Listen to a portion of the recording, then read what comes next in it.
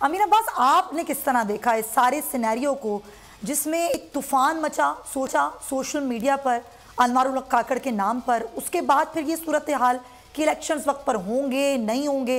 वैसे तो खैर अगर हम इलेक्शन कमीशन की बात करें तो इलेक्शन कमीशन तो ये एक तरह से कह ही चुका है कि भाई ज़ाहिर डिजिटल मरदमशुमारी के बाद हल्का बंदियों के लिए एक वक्त है, 6 माह का अरसा दरकार होता है। और मेरे प्रोग्राम में भी कई बार कह चुके कुंवर दिलशाद साहब कि लग नहीं रहा कि इलेक्शन इस साल होंगे, फरवरी तक कहानी जाएगी। आपका तज्जिया क्या कहता है?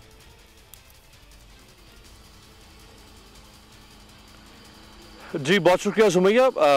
अगर तो इलेक्शन कमीशन की नीयत ठीक हो और अगर इलेक्शन कमीशन इलेक्शन करवाने पर कमिटेड हो, इलेक्शन कमीशन की अगर नीयत वो है जो पंजाब और खैबर पख्तूनख्वा में थी, जहां इनमें लिखा हुआ था कि 90 दिन में इंतखाबात होंगे, जनवरी में असम्बलियाँ तहलील हुई, मई तक नई हुकूमतें बन जानी चाहिए थी।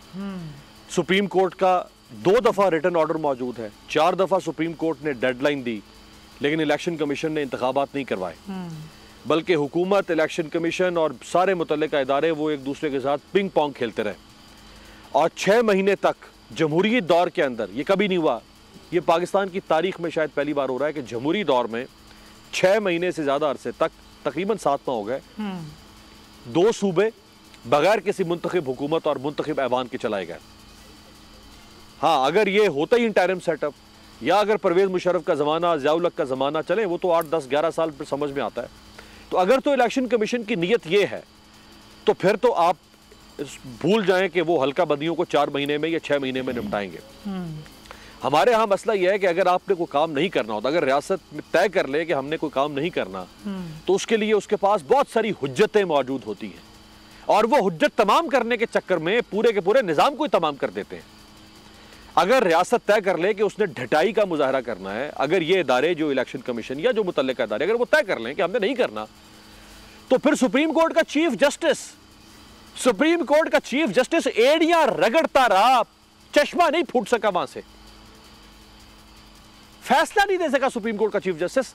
ये है पाकिस्तान का निज़ाम। तो आपको लगता है कि अगर वो रिपीट करवाना चाहेंगे तो 4 महीने में टेलीकास्ट होता हुआ लग रहा है आपको अमीन अब्बास?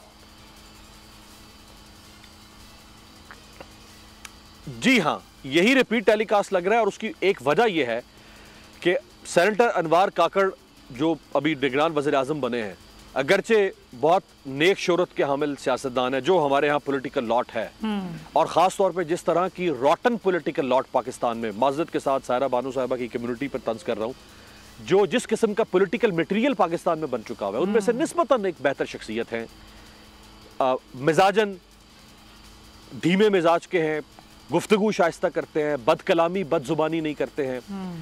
अगर ऐसे शख्स को सामने लाया गया है तो इसका मतलब है कि इंटरिम गवर्नमेंट का फेस डेवलप करना है, क्योंकि निगरान prime minister chief executive of the country, मुल्क को 4 महीने 6 महीने 1 साल जितने अरसे के लिए, तो एक ऐसे मुनासिब चेहरे वाले शख्स को लाने का मकसद ही है कि इस इंटरिम सेटअप को आगे बढ़ाया जा सकता है। ता वक्त के जो भी प्लान है इस सिलसिले में, वो क्या प्लान हो सकता है, उसकी जुज़ियात क्या है, वो एक अलग बहस हो सकती है, लेकिन इंटरिम सेटअप आगे जा सकता है।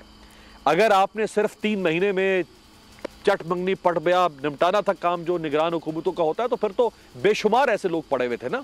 और जो नाम रखे गए, जैसे जस्टिस तसद्दुक हुसैन जिलानी साहब का नाम आया, सुप्रीम कोर्ट के चीफ जस्टिस, इंतहाई ऑनरेबल अरसा उनका गुजरा जस्टिस, इवन जलील अब्बास जिलानी, बड़ा मुनासिब और मोतबर नाम हमारी फॉरेन सर्विस का, इनमें से कोई नाम सामने नहीं आया।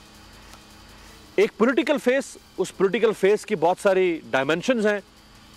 बलूचिस्तान से उनका ताल्लुक है, उनके ताल्लुकात पाकिस्तान के मुक्तदरा के साथ है, वो हमेशा उनके दाएं तरफ खड़े रहे हैं मुक्तदरा के, और एक रीजनेबल फेस है, सेनेट का हिस्सा है 6 साल से।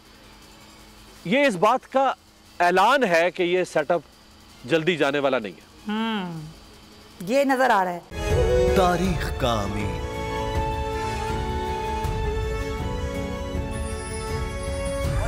आजादी की अलामत,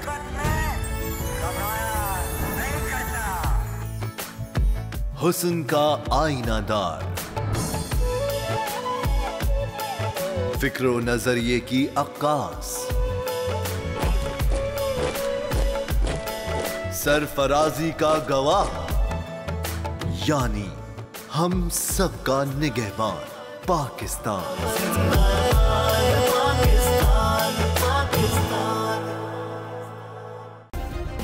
सब्सक्राइब करें और बेल दबाएं ताकि कोई खबर रह न जाए।